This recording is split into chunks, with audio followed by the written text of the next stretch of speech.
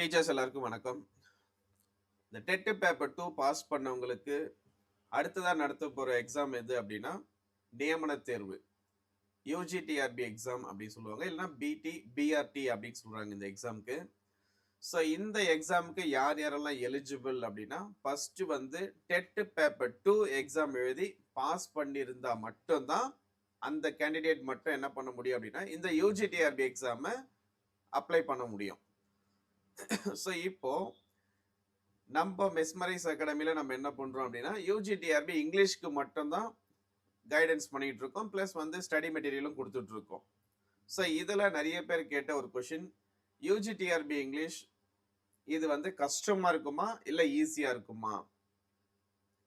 எவ்வளவு மார்க் எடுத்தா வேலை கிடைக்கிறதுக்கு பாசிபிலிட்டிஸ் இருக்கு? அதே மாதிரி எப்படி வந்து இது படிக்கிறது? மெத்தட் ஆஃப் ஸ்டடி கண்டிப்பா இது தேவை. ஏன்னா மெத்தட் ஆஃப் ஸ்டடி டெட் எக்ஸாமுக்கும் இந்த யூஜிடிஆர்பி எக்ஸாமுக்கும் என்டையரா டிஃப்ரெண்ட் ஆக்சுவலா. ஸோ அதுக்கான நான் ஐடியாஸ் நான் கொடுக்குறேன், ஃபாலோ பண்ணிக்கோங்க. ஸோ ஃபர்ஸ்ட் வந்து இந்த பிஜிடிஆர்பி எக்ஸாம் ஆஸ்பிரண்ட் இருப்பாங்க. ஸோ அவங்களுக்குலாம் வந்து பார்த்தோம் அப்படின்னா இந்த யூஜிடிஆர்பி எக்ஸாம் ஃபேஸ் பண்ணுறது ரொம்பவே ஈஸி. ஏன் அப்படின்னா அவங்க வந்து ஆல்ரெடி பிஜிடிஆர்பி எக்ஸாம் லெவலுக்கு அவங்க வந்து பார்த்தோன்னா ப்ரிப்பரேஷனை பண்ணியிருப்பாங்க. ஸோ அவங்களுக்கு வந்து பார்த்தோன்னா ஒரு பேசிக் ஐடியா இருக்கும், எப்படியெல்லாம் இது படிக்கணும், என்ன மாதிரியான கொஷின்ஸ் வந்து பார்த்தோன்னா வரும் அப்படின்ற மாதிரி ஒரு பேசிக் நாலேஜ் அவங்களுக்கு இருக்கும். ஸோ அதனால அவங்களுக்கு வந்து பார்த்தோன்னா கொஞ்சம் அவங்களுக்கு வந்து இது ஈஸியாக தோணும். பட் டெட் நான் இப்போ தான் பாஸ் பண்ணியிருக்கேன், டெட் பேப்பர் 2 நான் குவாலிஃபைடு ஆயிட்டேன், இதுக்கு மேலே வந்து பார்த்தோன்னா நான் யூஜிடிஆர்பி எக்ஸாம் ப்ரிப்பரேஷன் பண்ண போகிறேன் அப்படின்னா பண்ணலாம். அவங்களுக்கு கண்டிப்பாக இந்த எக்ஸாம் கொஞ்சம் டஃப்பாக தான் இருக்கும். ஆனால் பாஸ் பண்ண முடியாது, நம்மளால இவ்வளோ குவாலிஃபைட் ஆகி மார்க் எல்லாம் எடுக்க முடியாது அப்படின்றதெல்லாம் ஒன்றும் கிடையாது. ஸோ நீங்கள் வந்து ப்ரிப்பரேஷனை ஸ்டார்ட் பண்ணலாம். எப்படி ஸ்டார்ட் பண்ணணும், என்னென்ன மாதிரியான மெத்தடை நீங்கள் ஃபாலோ பண்ணணும் அப்படின்றத வேணால் நான் சொல்கிறேன். கரெக்டாக நீங்கள் வந்தீங்க அப்படின்னா சூப்பராக இந்த எக்ஸாமில் நீங்கள் வந்து நல்ல மார்க் எடுக்கலாம்.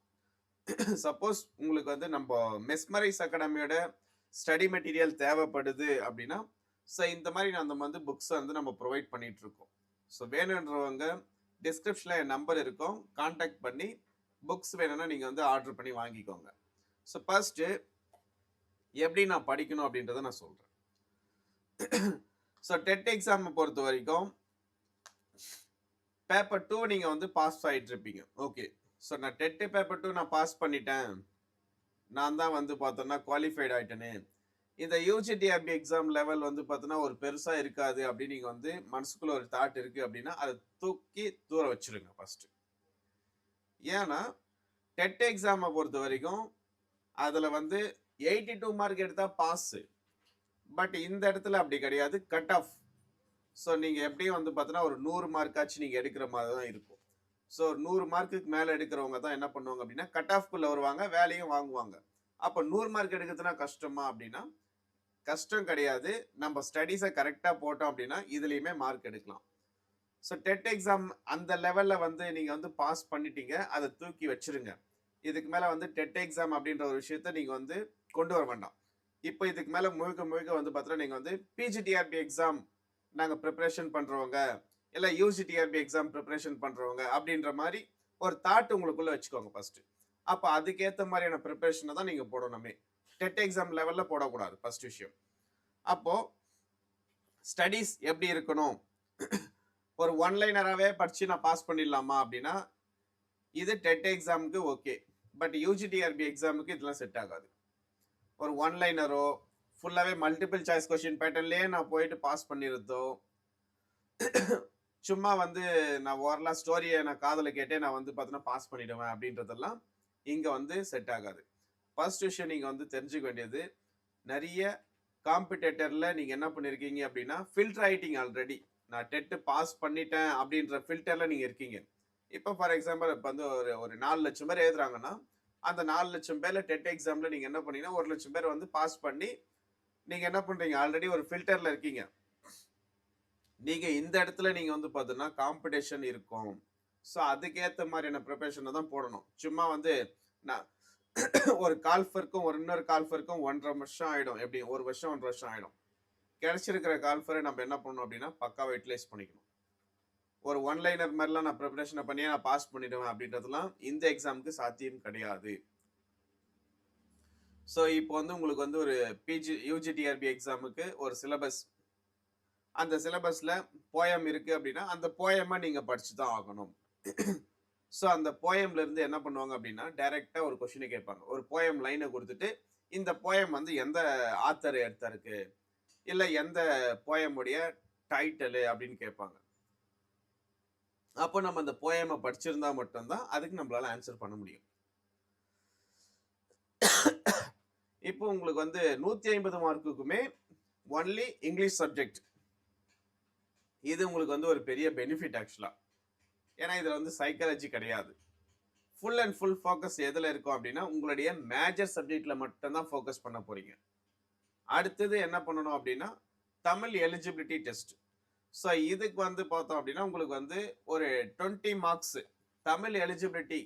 இது நம்ம மெஸ்மரைஸ் அகாடமியில் இதுக்காக நம்ம என்ன பண்ணுறோம் அப்படின்னா தமிழ் எலிஜிபிலிட்டிக்கு ஒரு ஸ்பெசிஃபிக்காக ஒரு புக்கை வந்து நம்ம ப்ரொவைட் பண்ணிட்டு இருக்கோம். இதில் இதுக்கு முன்னாடி நடந்த தமிழ் எலிஜிபிலிட்டியிலிருந்து எல்லா எக்ஸாம் கொஷின் பேப்பருமே இதில் அட்டாச்சாக இருக்கும், ப்ளஸ் கீ ஆன்சரோட இருக்கும், ப்ளஸ் உங்களுக்கு வந்து மெட்டீரியலும் இதில் இருக்கும், சேர்ந்து இருக்கும். இதை படித்து யாருமே இது வரைக்கும்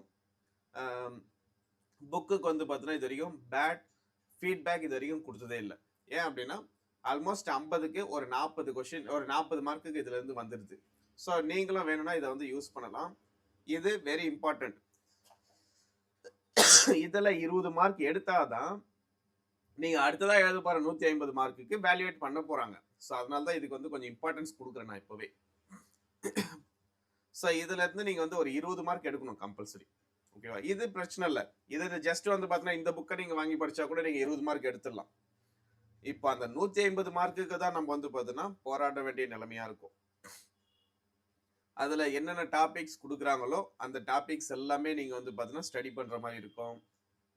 ஒரு டிராமா இருக்கு அப்படின்னா அந்த டிராமாவை பத்தின அவுட்லைன் தெரிஞ்சுக்கணும், பேக்ரவுண்ட் இன்ஃபர்மேஷன் தெரிஞ்சுக்கணும், ஆத்தர் டீட்டெயில் தெரிஞ்சுக்கணும். அதே மாதிரி கேரக்டர் ஸ்கெட்ச் என்ன ஒர்க்கு வந்து பார்த்தீங்கன்னா பேஸ் பண்ணி இருக்கு, என்ன தீம்ஸு. ஸோ எல்லாமே வந்து பார்த்தோம் அப்படின்னா ஸ்டடி பண்ணால் மட்டும்தான் ஒரு கொஸ்டினுக்கு நம்மளால ஆன்சர் பண்ண முடியும். அப்போ இவ்வளோ ப்ராசஸ் இருக்குது. ஒரு எஸ்ஏ படிக்க வேண்டியது இருக்கும், ஒரு பேராகிராஃப் பேட்டர்னில் இருக்குது அப்படின்னா அதையும் தான் நம்ம படிக்கணும். ஒரு போயம் இருக்குன்னா போயமுடைய லைன்ஸும் நம்ம படிக்கிற மாதிரி தான் இருக்கும். ஒரு நாவல் இருக்கு அப்படின்னா ஒரு நாவலுடைய சம்மரியாச்சு கம்பல்சரி நம்ம படிக்கணும். ஸோ இந்த பேட்டர்னில் படித்தா மட்டும்தான் இந்த எக்ஸாமுக்கு நீங்கள் வந்து பார்த்தோன்னா எலிஜிபிள் ஆவீங்க, வேலைக்கு போகிறதுக்கான ஒரு கன்ஃபர்மேஷன் கிடைக்கும். சும்மா வந்து பார்த்தோன்னா 10 பேராக கூட நானும் வந்து ஏதோ வந்து படித்தேன் எனக்கு வேலை கிடைக்கல அப்படின்றதெல்லாம் வேஸ்ட் ஆஃப் டைம். ஒரே ப்ரிப்பரேஷன் தான். ஃபர்ஸ்ட் அட்டம்ப்ட்லேயே நான் பாஸ் பண்ணணும் அப்படின்னா கரெக்டான வே ஆஃப் மெத்தடில் ரைட் மெட்டீரியல் உங்கள் கையில் வச்சுட்டு படிங்க. ஒரு யூனிட்டுக்கு என்ன பண்ணுங்க அப்படின்னா ஒரு 10 நாள் ஃபுல்லாக ஒதுக்கிடுங்க. 10 days ஒரு யூனிட்டுக்கு, 10 யூனிட்டுக்கு 100 நாள், 10 யூனிட்டை வந்து பார்த்தோம் அப்படின்னா 100 days பிளான் பண்ணி நீங்கள் என்ன பண்ணுங்கன்னா சூப்பராக பக்காவாக போட்டு முடிச்சிருங்க. 2026 இதுக்கான கால்ஃபர் 100% இருக்கு. ஸோ ப்ரிப்பரேஷனை பொறுத்த வரைக்கும் கிட்டத்தட்ட வந்து பார்த்தீங்கன்னா ஒரு 5 மாதத்துலேருந்து 6 மாதம் போடுற மாதிரி இருக்கும் உங்களுக்கு. ஸோ அப்படி பண்ணால் மட்டும்தான் இந்த எக்ஸாமுக்கு நீங்கள் என்ன பண்ணுவீங்க அப்படின்னா வேலைக்கு போகிறதுக்கான அந்த ஒரு பேஸ் இருக்கும். சும்மா வந்து 1 மாதம் 2 மாதம் படிச்சிடலாம், நம்ம தான் டெட் எக்ஸாமே நம்ம வந்து பார்த்தீங்கன்னா பாஸ் பண்ணிட்டோமே ஈஸியாக, இதெல்லாம் ஒரு மேட்ரே இல்லை நம்மளுக்கு அப்படின்னு நினைக்க வேண்டாம். ஸோ எக்ஸாம் எழுதிட்டு வந்த பிறகு நீங்கள் வந்து ஃபீல் பண்ணக்கூடாது ஆக்சுவலாக. அதனால தான் பிஃபோர் இன்டிமேஷன்ஸ் நான் பண்ணுறேன். அப்படி என்ன மாதிரியான கொஷின்ஸ் எல்லாம் கேட்பாங்க அப்படின்னு உங்களுக்கு எதனா டவுட் இருக்குது அப்படின்னா ப்ரீவியஸ் இயர் கொஷின் பேப்பரோட நீங்கள் வாங்கி பாருங்கள். ஸோ நம்ம கிட்ட ஸ்டடி மெட்டீரியல் வாங்குறவங்களுக்கு நான் என்ன பண்ணிடுறேன் அப்படின்னா ஒரு இதுக்கு முன்னாடி ஒரு எக்ஸாம் நடந்திருக்கு. ஸோ இந்த ஒரு புக்கில் என்ன பண்ணிடுறேன் அப்படின்னா ஒரு ப்ரீவியஸ் கொஷின் பேப்பரை நான் வச்சு கொடுத்துட்றேன். ஏன்னா நீங்கள் யாரும் போய் கலெக்ட் பண்ண வேண்டியதில்லை. ஏன்னா நம்ம அகாடமியில் புக் வாங்குறவங்களுக்கு ப்ரீவியஸ் இயர் கொஷின் பேப்பர்லேருந்து ஸ்டடி மெட்டீரியல்லேருந்து மல்டிபிள் சாய்ஸ் கொஷின் புக்லேருந்து எல்லாமே வந்து பார்த்தோம் அப்படின்னா நம்ம அகாடமியில் ப்ரொவைட் பண்ணுறது தான் எப்போவுமே ஒரு பேசிக்காக நம்ம வச்சுட்ருக்கோம். சப்போஸ் நீங்கள் செல்ஃப் ப்ரிப்ரேஷன் பண்ணுறவங்க என்ன பண்ணுங்க அப்படின்னா ப்ரீவியஸ் கொஷின் பேப்பரோனா கொஞ்சம் அனாலிசிஸ் பண்ணி பாருங்க எப்படியெல்லாம் கொஷின்ஸ் கேட்டிருக்காங்க, என்னென்ன டாபிக்லாம் ஃபோக்கஸ் பண்ணணும். அதே மாரி சிலபஸ். நெறைய பேர்கிட்ட வந்து இருக்கிற ஒரு பேட் விஷயம் என்ன அப்டின்னா, சிலபஸே பார்க்காம டைரக்ட்டா பிரிப்பரேஷன்ல இறங்கிறது. அப்படியே இறங்க வேண்டியது.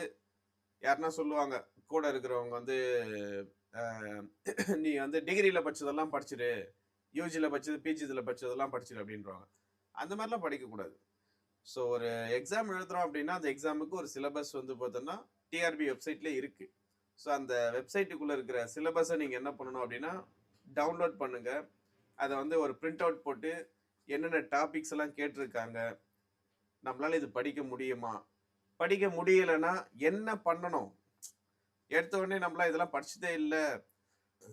கஷ்டமா இருக்கும். நான் கரஸ்ல தானே படிச்சுட்டு வந்தேன் நானு.